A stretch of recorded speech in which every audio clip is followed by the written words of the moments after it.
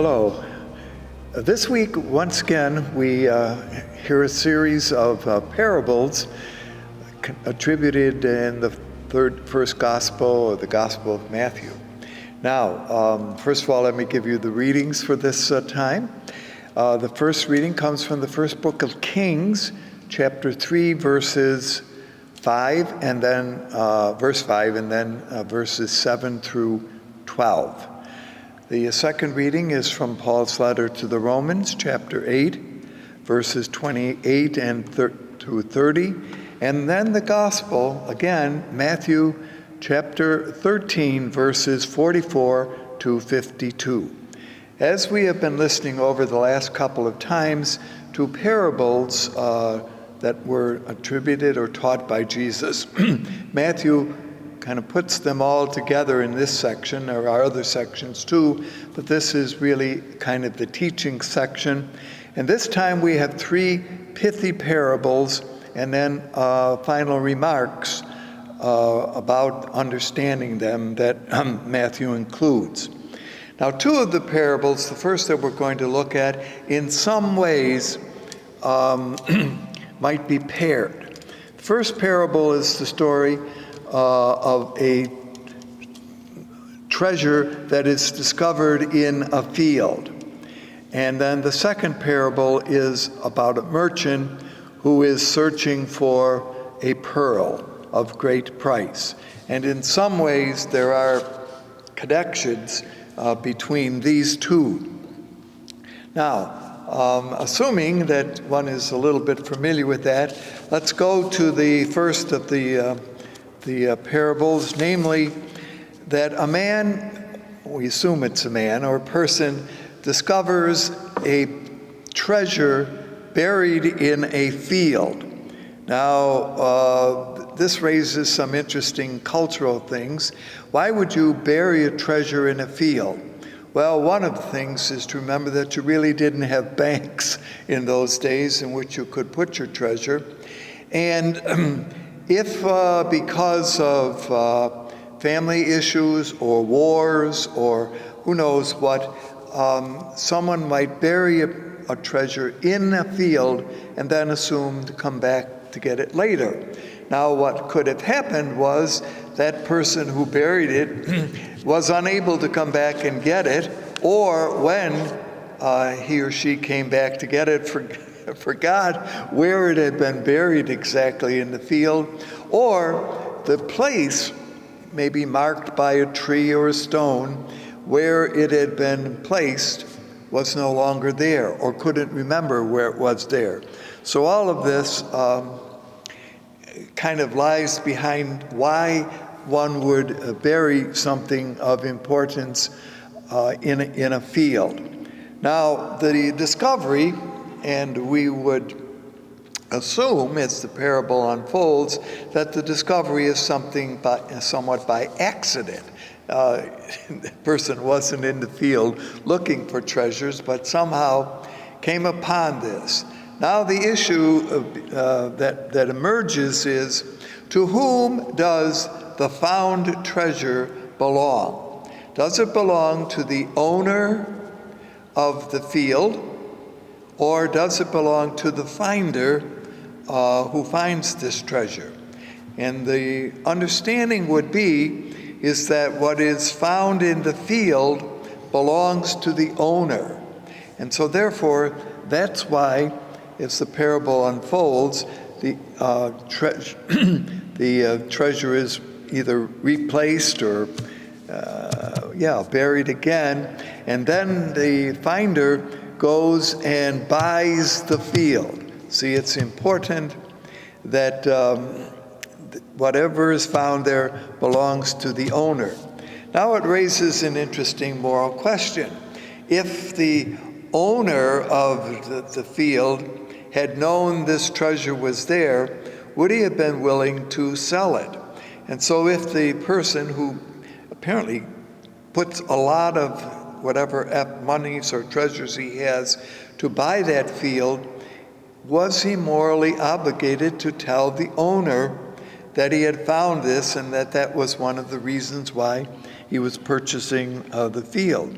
So you see, there are some interesting issues that are raised here. As I say, did the owner, or was the owner alive?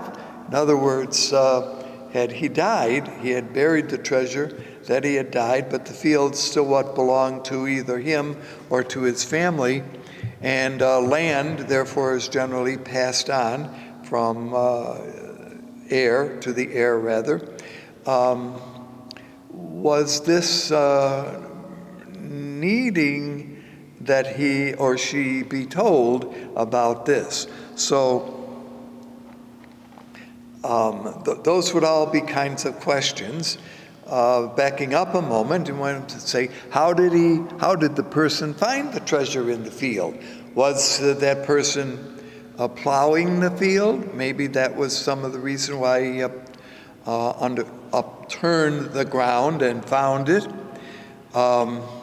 Was he simply a day laborer, as I say, someone who came in, had really little or nothing to do with the field, but now was a worker there, and he is the founder, or finder rather.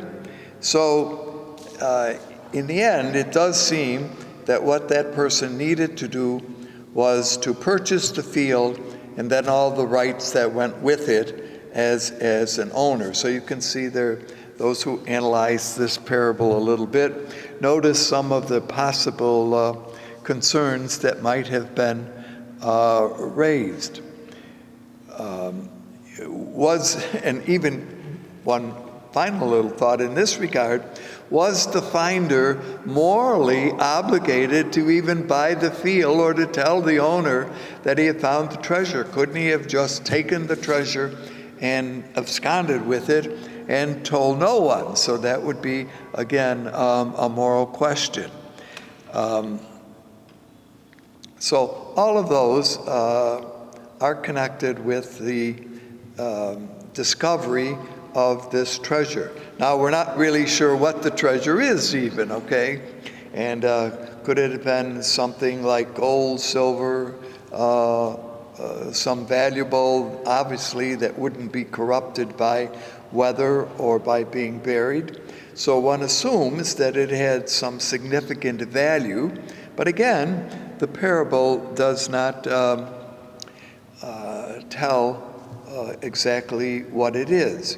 Now, if the owner, the finder rather, suddenly had this increased wealth, and we have mentioned this before, but remember that in the first century world, it was believed that there was only a limited amount of goods.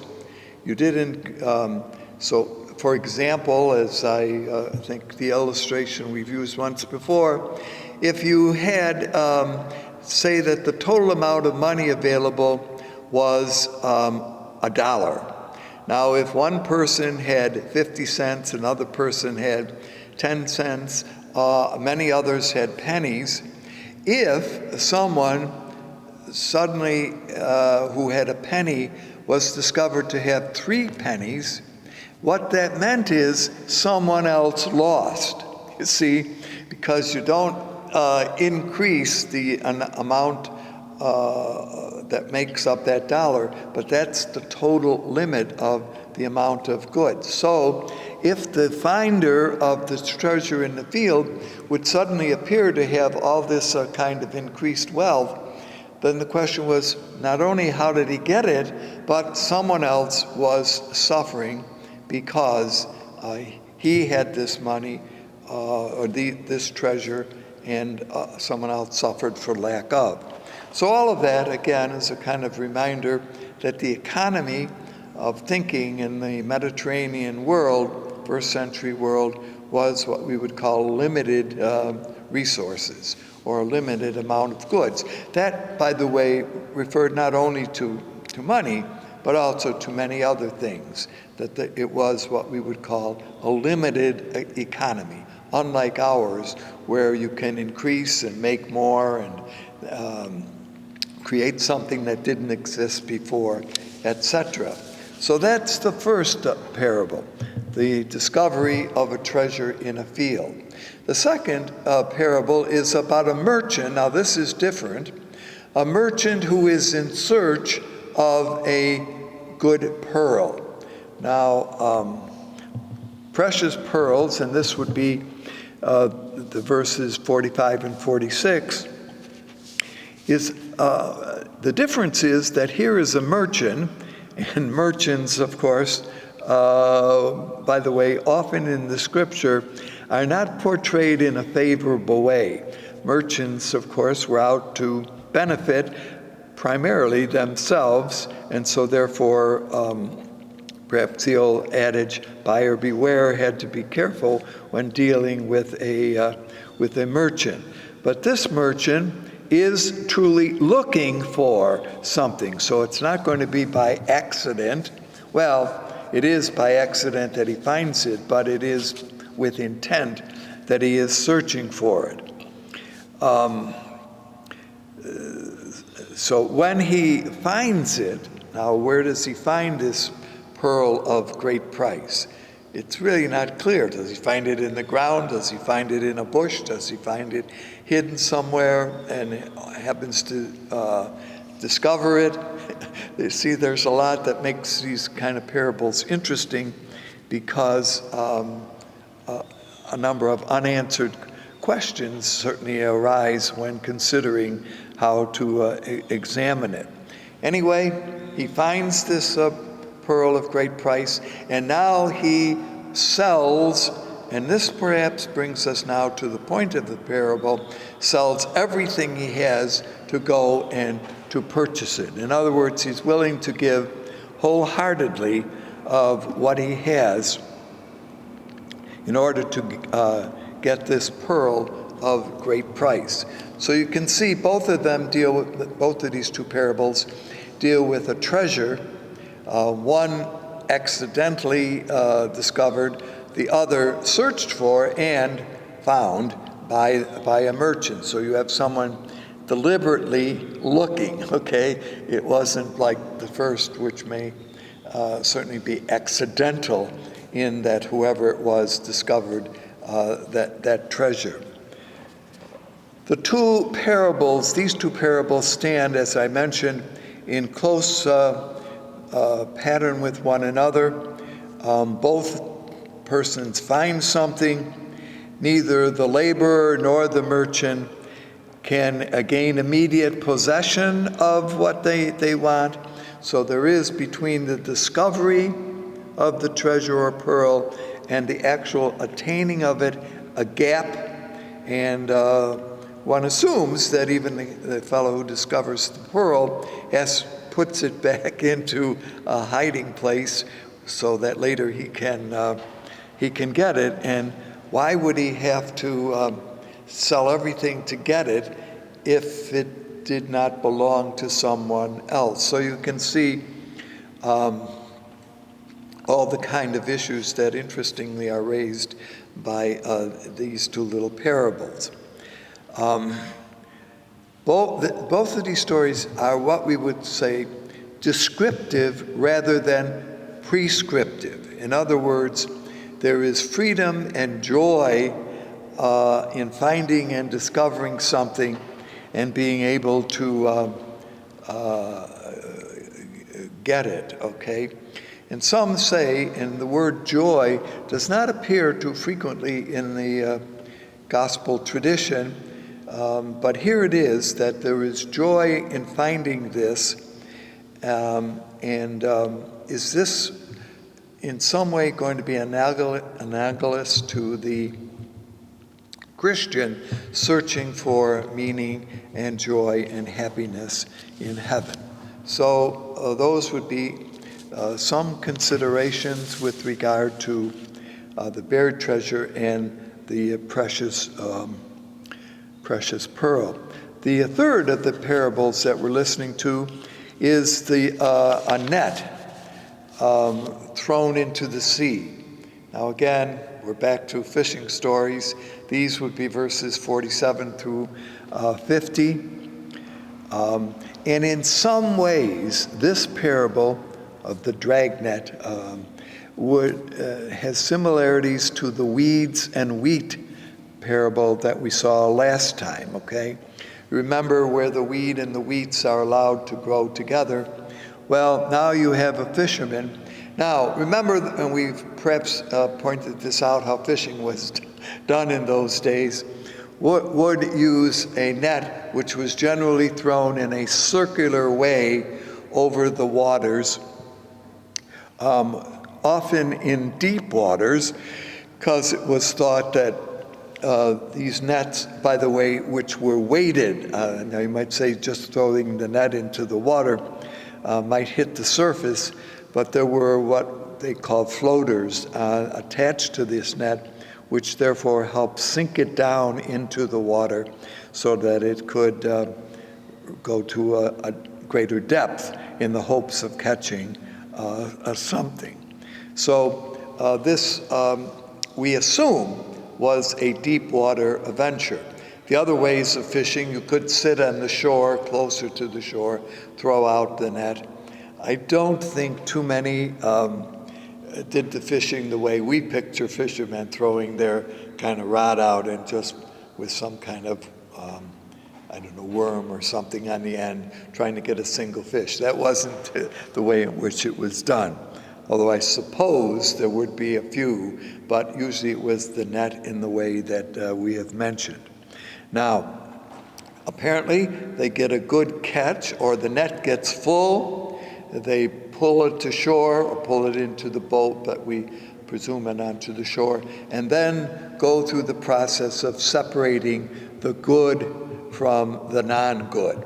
Or from the tradition, really, we would probably say the edible from the non-edible. In other words, of those fish, we assume that they were all fish, but who knows what you might catch in throwing your net into the deep water, would bring in a variety of, well, whatever was in the water. Now, keep in mind that today we tend to pollute water by just throwing anything in.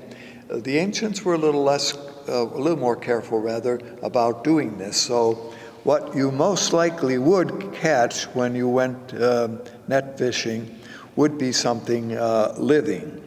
So, or again, maybe a fish died, so that seeing that would be what you would be separating the decayed or the rotten from the living. And so that is one way of looking at good and bad, okay? It wasn't that there was a bad fish, but that realistically it was unedible or unsellable. There was no way that the fishermen could find the fish that they had gotten. Now, what would be some of the, there were certain limitations about the kind of fish, had to do with whether or not there were scales on the fish or fins.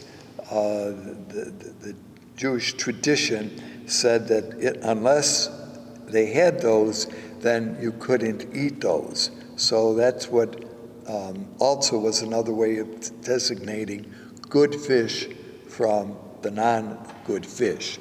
All right? The fish, of course, finally were separated from other living creatures, notice, sea creatures and this would be the Sea of Galilee. So what they did, separated what couldn't be used or were inedible. Well, were they thrown into the water again? Might be one thing, or were they somehow eliminated, however that process took place. So, and again, this parable of the dragnet, of course, would have appealed to many of the persons in the audience, rather, that Jesus addressed, because they were familiar with fishing, or were fisher persons themselves. And of course, one remembers that early on, Jesus had chosen two sets of brothers, Peter and Andrew, James and John, who were fishermen. And so you can see a certain consistency that Matthew has in his story.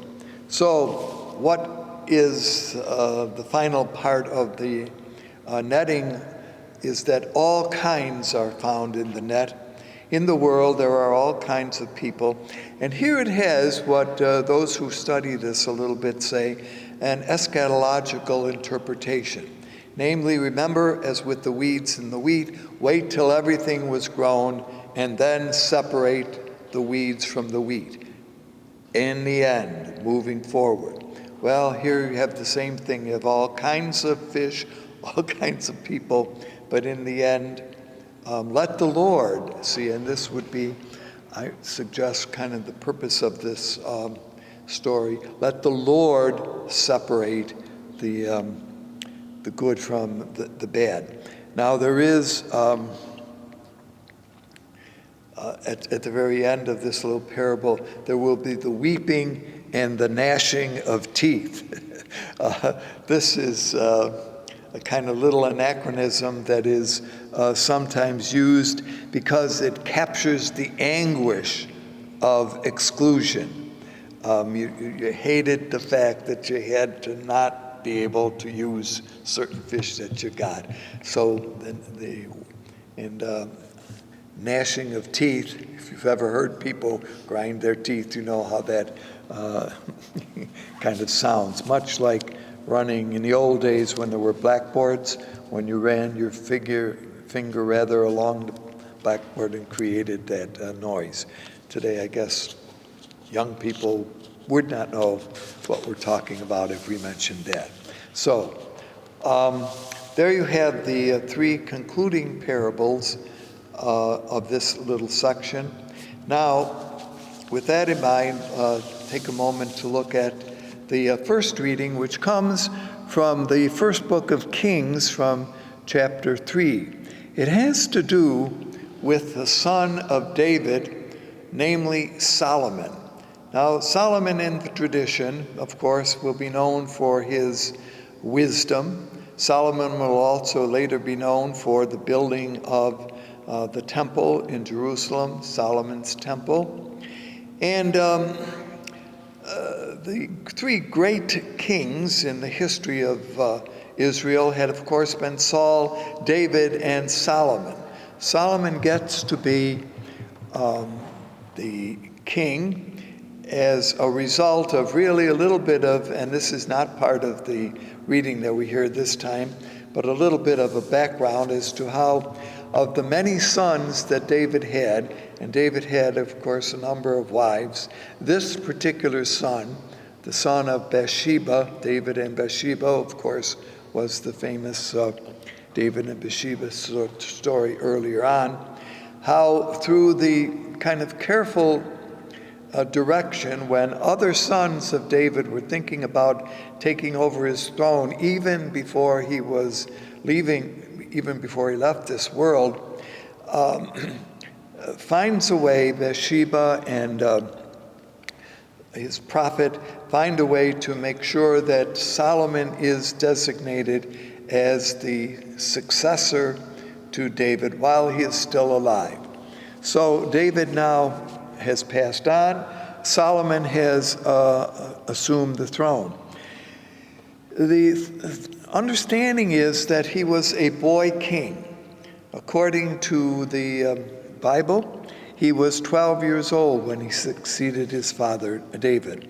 Although the Jewish historian Josephus, who wrote around the time of Jesus, thought that Solomon was 14. Well, be that as it may, before he, or shortly after he comes to the throne, he has what we know as a dream story.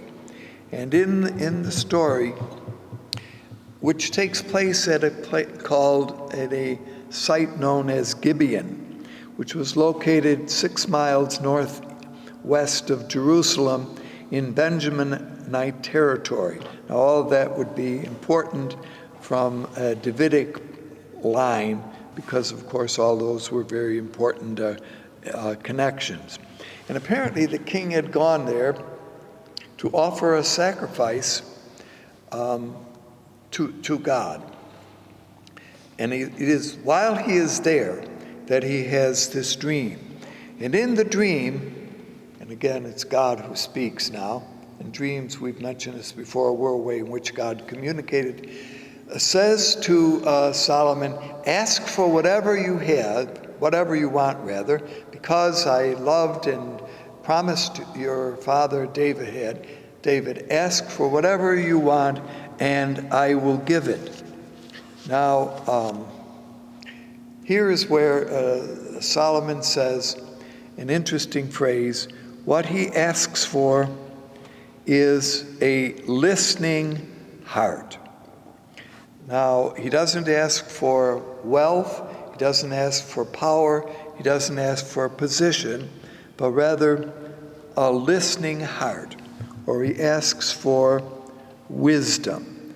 Now, or as one translator of this calls it, the hearing heart. Now, it might be we have a quick moment here to point out that the background to this is that when the human person was analyzed in those days, it was considered to have 3 bodily zones, which would be symbolically interpreted. You had the zone of the eyes and the heart, which dealt with emotions. You had the zone of the mouth and ears, which dealt with self-expression and speech. And you had the zone of the hands and feet, which dealt with purposeful activity. So that's one of the ways they kind of looked at the human person. What you find in the response that is given to Solomon is 2 of these zones, namely the heart, the eyes, the mouth, and the ears. So I put all of that into perspective, and God pictures saying to Solomon, if you walk in my ways, keeping my statutes and my commandments, then I will lengthen your days. So God makes to Solomon a promise that because he has asked for not the material things, but for the wisdom of, as I say, a hearing, and another way to understand a hearing heart is an understanding heart. It will depend a little bit, I suspect, upon what translation of the reading we hear this time. Now, with that in mind, and of course you have to smile a little bit, why would he not ask for those other things? He already had them. He inherited them from his father and the kingdom of David, so he didn't have to ask for something which he already had. But when he asks for this particular gift, it is something which will be very important. And we do know, as the story of Solomon unfolds, later on will be the famous baby story, where I'm not sure that it appears ever in our Sunday weekend readings, but you remember where the 2 women both have young babies. They sleep together. During the night, one of the babies dies, and the next day, the 2 women come before Solomon and say, while I was asleep last night, her baby, my baby, her baby, one of the babies died, and the woman switched them. Well, the wisdom of Solomon, therefore, was who should get the live baby. Remember, Solomon had taken the live baby, said, well, we'll cut it in half, give half of the baby to each of the mothers, and then the mother, this was really her child, said, no, keep it. So that's the famous story that's connected with the wisdom of Solomon. In other ways, Solomon was not quite so wise. Later on it was said he had 1,000 wives. Now that would keep him busy. But so why exactly this particular section is offered for our consideration here escapes us a little bit, but certainly the idea of a hearing or an understanding heart is important and something that certainly Jesus would have approved of. When finally this concludes, Jesus says to his disciples, "Do you understand these parables?" And of course they say yes. And Jesus hopes, I suspect, that they too have a listening or a hearing heart. May that be said of us. May that be true of us. Thank you for being with us once again.